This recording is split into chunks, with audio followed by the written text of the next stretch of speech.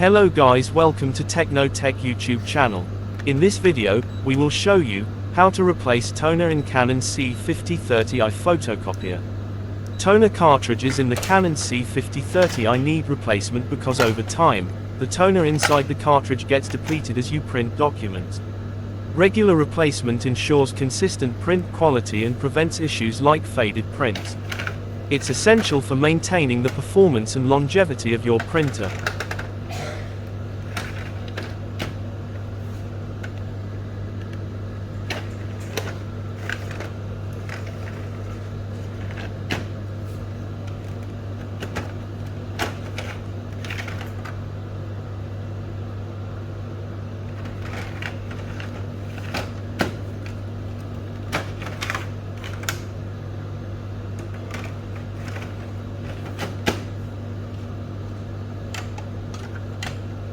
Thanks for watching. If you learn anything in this video, please give a like and subscribe for more videos.